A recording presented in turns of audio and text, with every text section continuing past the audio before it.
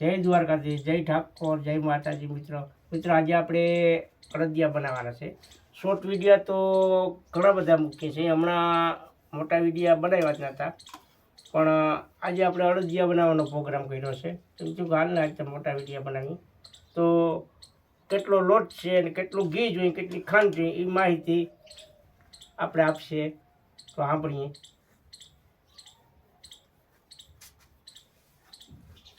જો અડધો કિલો ઘી હોય, અડધો કિલો લોટ અને અડધો કિલો ખાંડ, બધું અધો હોય.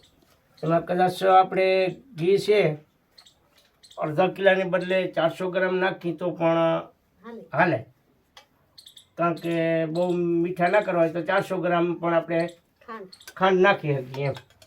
આમાં ભાઈને થોડુંક મોરું ભાવે તો થોડુંક ખાંડ ઓછી નાખીએ. ઘી આપણે હેદળીને થાય ને એવું નાખી લેવાનું.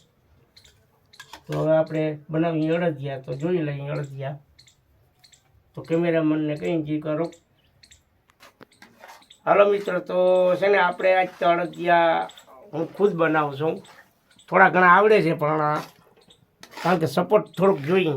આમાં સપોર્ટ વગર મજા ના આવે. હું તો અડદિયા બનાવી લઉં, મૂંગથાળ બનાવી લઉં, પેંડા બનાવી લઉં, આ બધી વસ્તુ હું બનાવી લઉં છું. પણ છે ને હજી થોડોક સપોર્ટ જોઈએ કોકનો. તો હું પૂછવું પડે કે આ આવી ગયું કે હું છે હું નથી.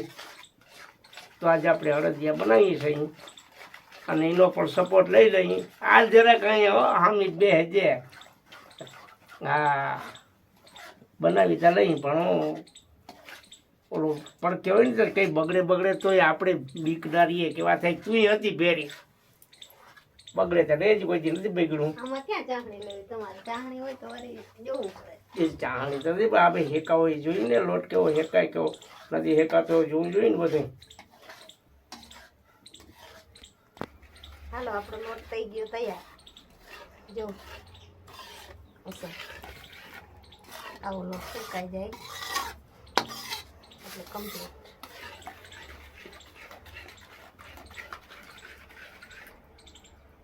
હવે ગોઠવી જાય. આ રીતે સપોર્ટ થોડોક કરાય તો જે સારા થાય.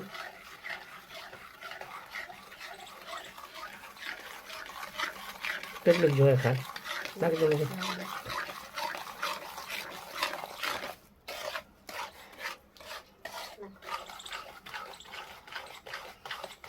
આ બાજુ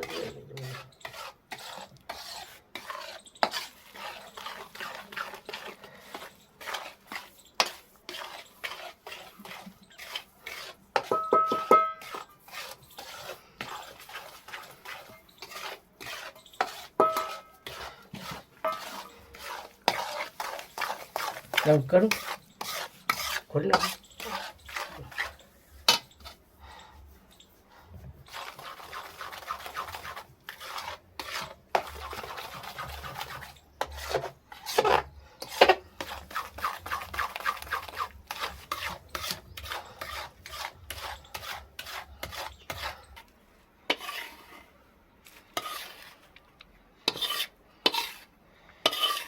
હાલો આગળ કરી દો ઢેફલા. ભાઈની જાડા ઢેફલા. હા, દુકાનની ઢેફલી આવે ને એવી કરજો.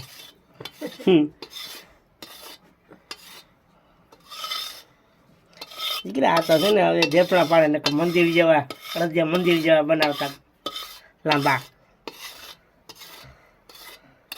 હા રેડી. પછી લઈ લઈએ. તો મિત્રો મારી ચેનલને લાઈક, શેર અને સબસ્ક્રાઈબ કરજો. મિત્રો દેશી ગામડિયા પાલભાઈ ચેનલને લાઈક, શેર ને સબસ્ક્રાઈબ કરો. મિત્રો સબસ્ક્રાઈબ કરો. ખૂબ સપોર્ટ મળ્યો છે, સબસ્ક્રાઈબ કરજો. મિત્રો જય દ્વારકાથી, જય ઠાકોર.